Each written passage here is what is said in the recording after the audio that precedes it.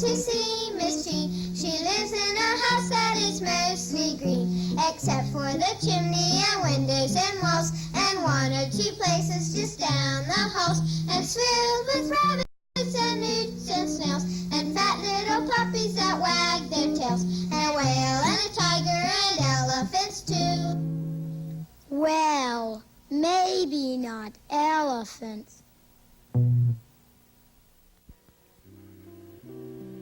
Hi.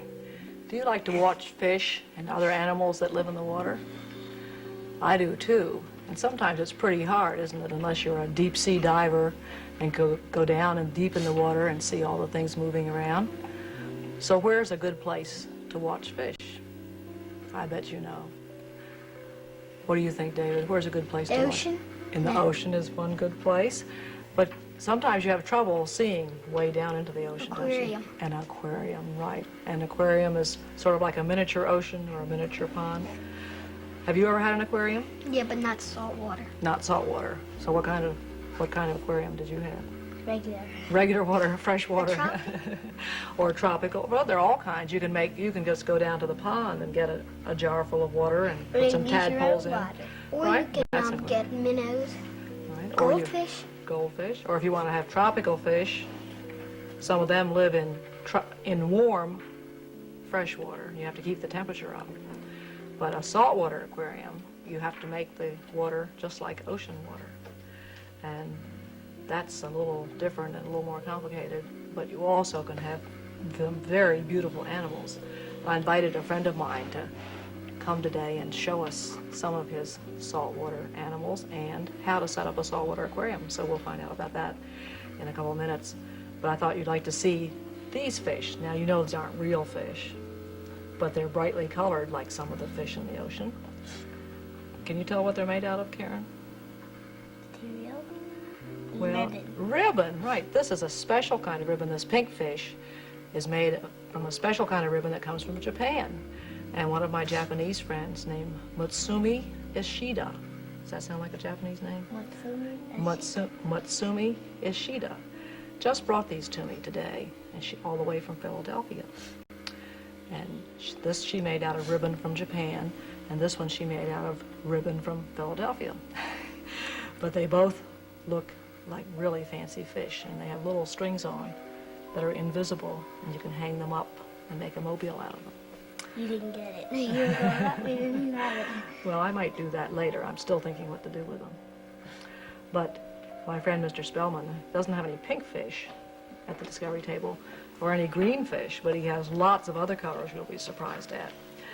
And Aurora, are you ready to go over and meet Mr. Spellman? Okay. Let's go.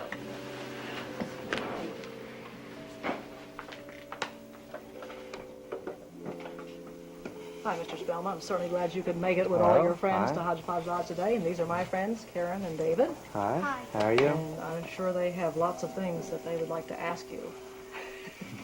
What would you like to know about Are these the fish? electric eels right there? No, that's not an electric eel. That's called a blue and yellow ribbon eel. That's quite a creature there. You can get a closer look at him if I bring him forward a little bit. You see that face on him? He looks like a piece of ribbon, like the other fish are made out of. And right behind him there is a hermit crab, just like this one right over here, you see. Okay, now this ribbon eel is a very expensive saltwater creature. How much do you think he would cost? $22. $22? Well, would you like to try a 500? little bit higher? No, not quite that much. 400? That fish costs $40. That eel. That's right. That's very expensive. Where does he come from? This particular eel comes out of the Orient or around the Philippines. Oh, my goodness. And it's a long distance. It's about 14,000 miles. And they have to come in a little bag of water, and hopefully they make it in real nice shape, like this one is right here. And does he always keep his mouth open? This one always keeps his mouth open. Now the reason why they do this is to try to scare off any larger fish that might come after them, because a lot of creatures in the sea have to have some means of protecting themselves. And you see your hermit crab right here has a shell to protect himself from other fish. Your seahorses here have a tough skeleton that helps to protect them against other fish. Could we get a close look at a seahorse? The seahorse? I think the seahorses will be very cooperative Easy and to come move. right out here. They're Now so these- dark. Now, normally you see the seahorses as dried creatures in a store, but now these are very much alive, as you can see, and they will swim around. Your seahorses live around very shallow areas, very close to shore, and they will attach themselves onto just about anything that they can get close to. He's hitching right onto the hermit crab. Mm-hmm. Children, do you understand about hermit crabs, that that's whose shell he's living in? Yeah. What kind of shell? Is it a crab shell? No, Or he's snail living shell. in an old snail shell. That's a snail shell, that's correct. Speaking of snails, I'll show you one thing that is a large snail.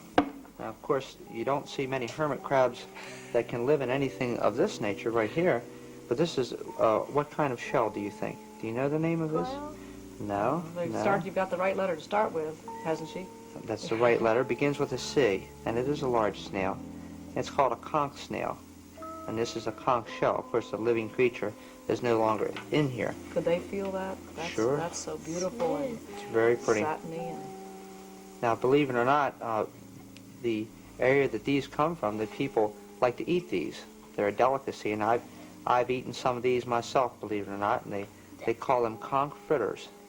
Oh, you mean the The fish? snail that lives in there, right? I have some They're very shells. Oh, good. the snail's rare? The snails aren't very rare. No, there's a lot of these. Some snails are rare, but this one is fairly common. It's very Sure. interesting. there are a lot of different kinds of conchs, aren't there? There are a lot of different types of conchs. I have one like that, but it's a lot smaller. Mm-hmm. We have some like that in Maryland that are, a lot of people call them conchs, but they're really whelks. That's When they right. go to That's Ocean City. that's correct. A lot of times at Ocean City, you may see some of those. You can collect them on the beach. Can we look at this funny creature here with the blue eyes? Mm-hmm. This right here has a very strange name. This is called a porcupine fish, and you can see the eyes, how he can look any direction that he pleases, and he has almost a greenish or bluish tint to his eyes. Now, when this fish is scared, you see these small spines on him? He has spines all over him. Oh, yeah. Now, he will blow himself up to about twice his normal size, and this scares any other fish from trying to eat him. And of course, it's just like with a porcupine, a real live porcupine. If a larger animal tries to eat the large porcupine, he gets a lot of quills and spines in his mouth. So they don't like to eat these too often. Did you couldn't scare him? Well, I tell you, I could scare him, but they don't like to be scared too often, and I'm afraid that he would get very frightened in this small container. What does he eat? This porcupine fish right here is rather a hog. He will eat just about anything that he can get hold of. A little bit earlier, we saw where the porcupine fish tried to eat our starfish here. Oh, where's So he we had to remove the porcupine fish out of the tank, and here's our starfish in the back. If I can get him out here. Children, do we'll you get- know what starfish can do if they accidentally lose a piece of an arm to a porcupine fish or some other enemy? What's one thing they can They'll do? grow We back. can't. Right, we can't grow a new arm. but That's right. a But it's a little. starfish can. Is he all tangled up? The starfish is all tangled up. He feels at home around this eel, but you can get a pretty good look at him right here. Now you see, this is a little bit different starfish than the type you're used to seeing. Oh, he's beautiful. This is very pretty, and he is called a bristle starfish. You can see all those bristles on him. Now, Where's just he a from? minute. This starfish is also from the Philippines. Now, of course, the ones that you probably are used to seeing are the ones that come out of the Atlantic Ocean, and they have much wider and thicker arms to them. Can a porcupine fish scared like a shark or anything? Well, some of the porcupine fish get very large. You'd be surprised. Some of them get up over a foot in length. I've seen some very, very large ones. And I don't know if they could scare a shark, but I don't think that a shark would try to eat one, I'll tell you that. It hurt. It would probably hurt, so I think the sharks probably leave them alone. That blue fish, he seems like a different kind. He never swims like the other fish. No, the bluefish is a very beautiful fish and looks as if he were painted, actually. This is one of the... Fluorescent. It does look fluorescent. In fact, when the lights are shining on this fish, he he is very blue, bright blue with a yellow tail. And he's flat. And he's very pretty flat too. You know, most fishes aren't that flat. They're wide, but this particular fish is very flat and long. Now he would like to hide in the coral if he could. This is where you usually find them. They will try to hide in a piece of coral. In fact, I have a type of coral here that they like to hide in. This is a very beautiful type right here. Now they will actually wedge themselves right into that coral in case any other fish is after them. Because you see, most of these fishes live near what's called a coral reef. And if you touch that, you can feel how very sharp it is. Now these coral reef fish have very, very tightly compacted scales. You know what scales look like? Have you ever seen a fish scaled? These little things like that. Right, okay. Your coral fish aren't harmed by the coral at all. They can swim right into there, and they do very, very nicely. And of course, he's actually easing himself over towards that piece of coral, even though it's not in the water. You see that? He's actually, really he sees that coral, and he can maneuver very, very nicely. He thinks he's back home. That's right. What's he That's right. called? That is called a blue tang. Very beautiful fish. Now, right, He swims like the yellowfish. He just seems he's very frightened at the He's moment. he is trying to hide. He's trying to hide. But you very kindly took all the hiding places out so we could get a better look at them. Maybe you'd better tell the children about setting up whether you would have all these fish in one aquarium or... Okay. Normally, in an aquarium of this size, you wouldn't put this many creatures in there. You would have maybe half this particular number. The reason being that if they're too crowded, they're not really very happy. You only want, especially in this size tank, only 3 or 4 specimens, particularly of this size. When they are very crowded, they may get to fighting amongst themselves, so you can't have that. Normally, in a tank of this size, also, you would have about 3 or 4 pieces of coral, just like we just showed you, that you could put in the tank, which would give them some protection, some place to hide. It takes that room. It does take up room, that's correct. But it makes it look nice, too, you know. You want to make it look like a It's pretty. bit of scenery where they came from. It's pretty. In fact, there are so many different types of coral. One of the major and most fun things to do with the coral is to decorate the tank.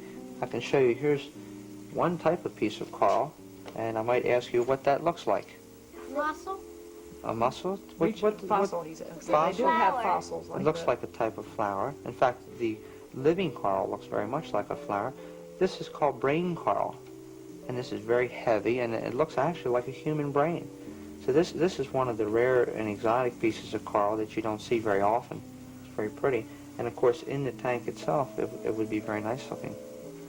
Children, if do you you can think imagine Mr. it. Spellman knows a lot? Yeah. You Did you figure tell out us how... about the yellowfish? Well, let's find out how he got to be so knowledgeable. And then he'll tell us about them all before he goes, don't worry. Well, several years ago, I was at a school fair, and they had a ping pong throw. Have you ever seen those, where you throw a ping pong in a jar?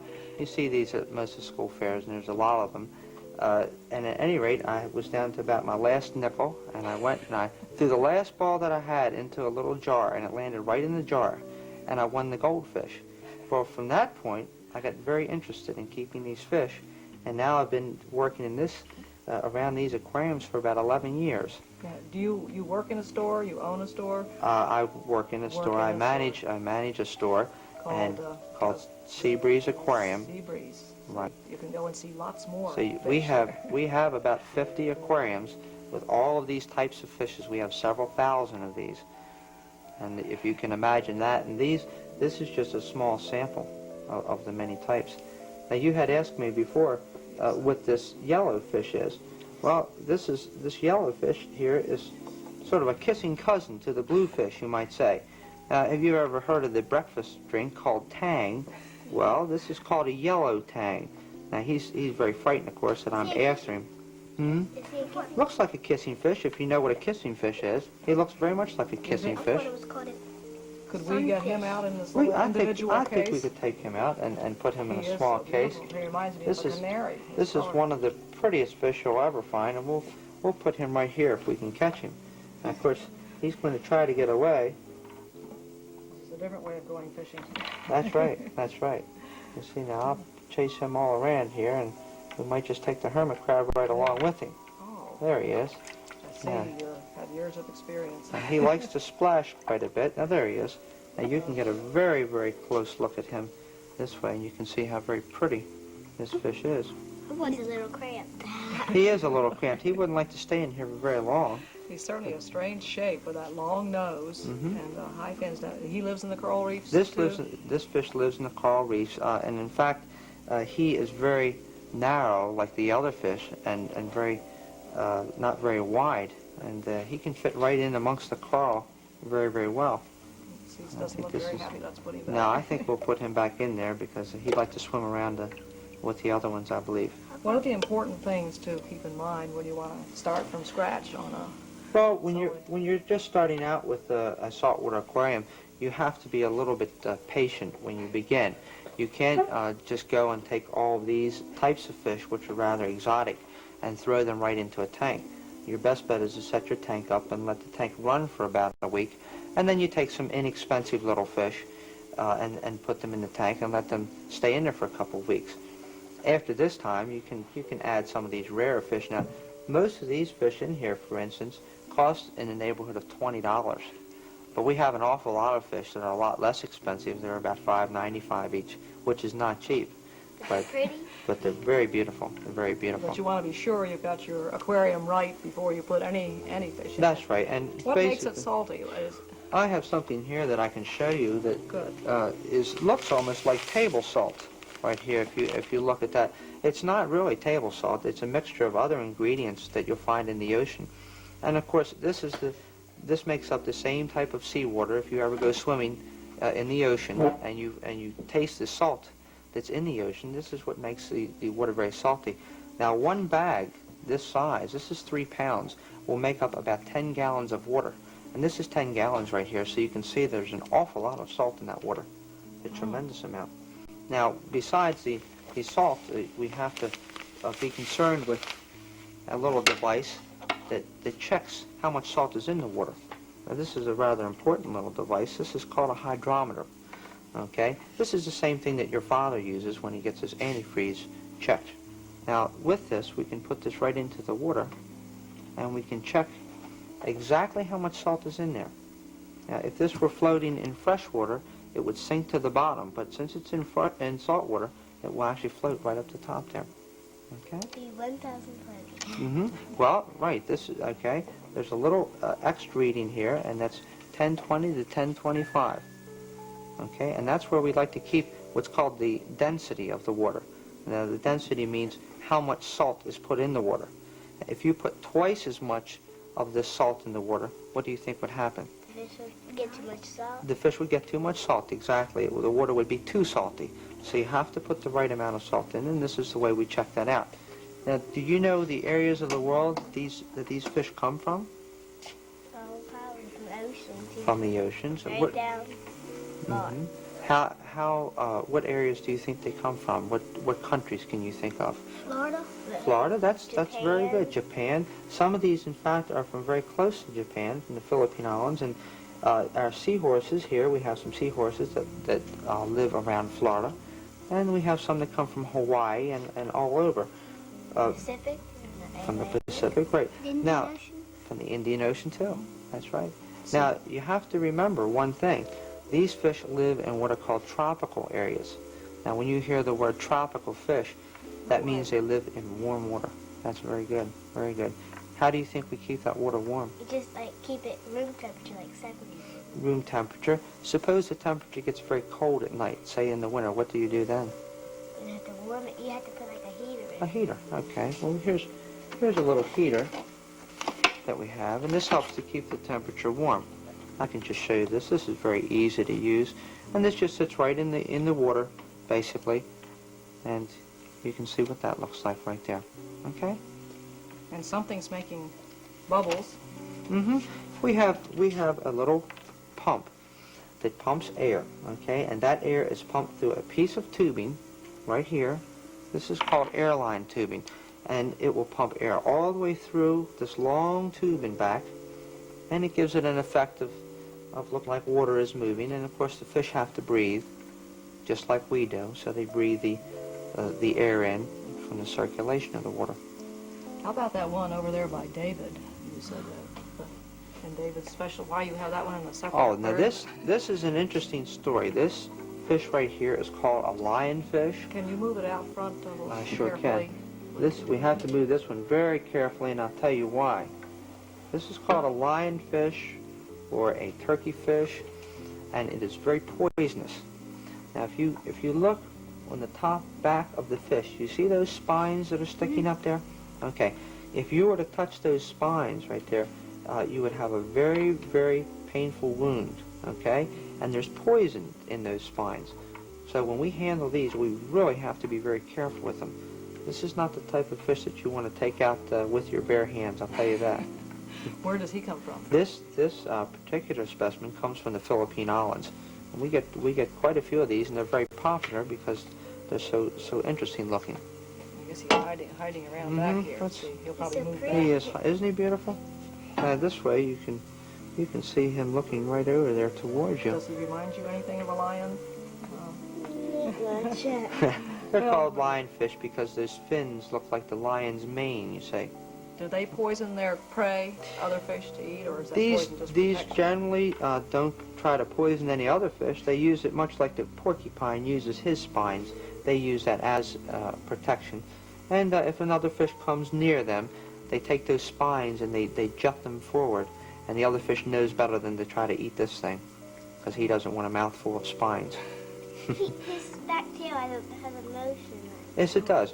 The back tail is almost always moving, if you notice. These like to sit still, though. They're not a swimmer like a lot of these other fish. They like to sit on a piece of coral head and they wait for their food to come swimming by, and nothing much bothers them. They're very. They just sting it, clean it. Well, they can sting the other ones, but basically they'll just take one big bite and that's about it. Are all these fish full grown? I mean, this is the size they... A lot of these fish, surprisingly, are just babies. Now, the lionfish that we just saw, for instance, will sometimes get very large, sometimes over a foot in length, which is extremely big, and you have to be very careful if you're swimming around the coral reef not to step on them or swim into them. And now I have one of these fish at home in an aquarium. You see this fish with the polka dots right here? I was going to ask you that. That's an interesting fish, and that fish right there will get extremely large, extremely large. He will get about 2 feet, at least. Now, He come out, what's He he must called? be a baby then. now, what do you think, what sort of name do you think he would have with all those polka dots? Can you think of a name? Zebra? No, that Zebras would be have with stripes. Pugfish? With polka dots. Polka dot fish? Okay, that's very close. He's in a family of fish called groupers, okay, almost all of which get very large. This is called a polka dot grouper or a panther fish. Have you ever seen a panther? You know what a panther looks like? Had spots, right? A leopard? A leopard. There are some fish called leopard. This is a panther, and a lot of these fish are named for things that they look like. For instance, your little seahorse is right next to the panther there. Looks like a horse. Looks like a horse's head, and he was named Seahorse because he looks like a horse that swims in the sea. Now Is there anything we've missed in here? I think there's one little bright one that's... Do anything unusual to protect himself? the thing with the panthers is that they get so large, that in itself is protection for them. And they like to hide down in the caves and dark areas. He's not very comfortable being in this net here because he gets very excited. Who's it? Oh my, they all... Oh, we have a whole group of them. Too good Whole group of them in the net now. I really wanted to look at the pretty orange one. Now Let's see. Yeah. this orange fish right here that we have in the net is called a clownfish. Okay? Now there are a whole lot of different little clownfish. He has those blue stripe on his face. Well, it has a bluish stripe on his face, and this is very, very, very pretty fish. A lot of times you'll see a whole lot of these living together. You might see 50 or 100 of them living in a school together, very close. Hey, turn And around. they're very, very beautiful. If you get a better look at him, Yes, he's insistent. he's hiding his face Maybe his in head's the caught net. in the net. He's shy. He is shy. He is shy. Oh, So we'll just let him stay find back his there way out. and It find looked his like he way got out. stuck in a corner of the net. That's right. Well, children, you think you're all inspired to go home and save your pennies. You'll How have much to- of an investment does it take to just start out with the basic things? A tank this size, you can get started for between $40 and $50. And that's everything that you need. You would get your pump and your filter and your salt that recreates the ocean water fairly closely. And a couple And of a fish. light and a couple of fish. That's right. And the best way is to start off with just a couple of fish that don't cost too much to begin with. Aurora, what do you think of all these beautiful creatures? He must have a fin caught in there. You'll have I to think do some, he you'll has have a to- fin caught in there. We can- Aurora's toenails are always getting caught in my That's right. sweaters, too. That's right. Everybody has their problems. Well, that certainly is a beautiful collection. Does the orange fish protect himself? The orange fish protects himself. I don't know if you've ever heard of a little animal called a sea anemone. Have you ever heard of one of those? No. Okay. A sea anemone is a little type of animal that looks like a jellyfish. Or sometimes like a flower. Almost like a flower. And they live right in there. And, Oh. and these sea anemones will sting any other fish that comes near them except for the clownfish. So if the clownfish sees another fish beginning to gobble him up or come after him, he quickly dives into that sea anemone. And in fact, we have an aquarium where I work with a whole tank full of sea anemones and clownfish, and you can see that very thing. He just let the clownfish in there. Why don't he sting him? He doesn't sting the clownfish, and nobody is quite sure why. There are a couple of ideas, but Just one of those things. they live together, and they seem to be very good friends. That nature is full of little surprises like that the animals have worked out various adaptations. Which do you like best, Karen, of all these things we have here in the tank? He's getting stucker. Which one do you think is the prettiest or the most interesting? The lion. The lionfish. How about you, David? All of them. Oh, that's David's going to have that's to save what a I lot like of to money. hear. That's right. You're going to have to save an awful lot. Thank you very much for coming, Mr. Spellman. It's Thank you. been fascinating. And you really have been learning a lot, I'm sure, on the job. And Oh yes. probably in practice, too, all from one little goldfish. How about that? I'm glad you could come to Hodgepodge Lodge today and meet Bob Spellman and join Karen and David and me in finding out about how to start a saltwater aquarium. And I hope you have a chance to see one and maybe even start your own. Remember, you need salt and tank and sand and Coral. a little and racing. heat, right, and coral. Have fun with fish. See you next time.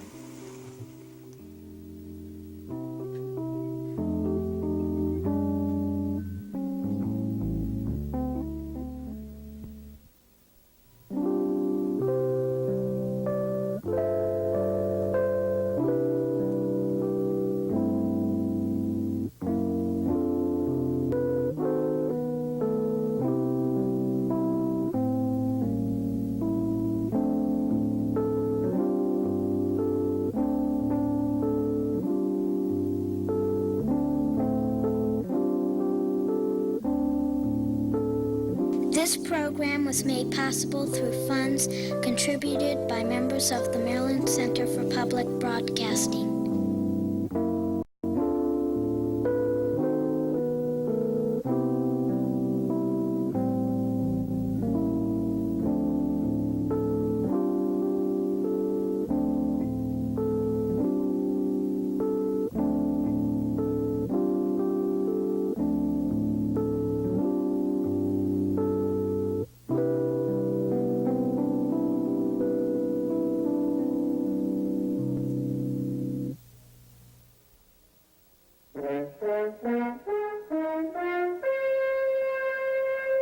Pre-recorded in the studios of the Maryland Center for Public Broadcasting.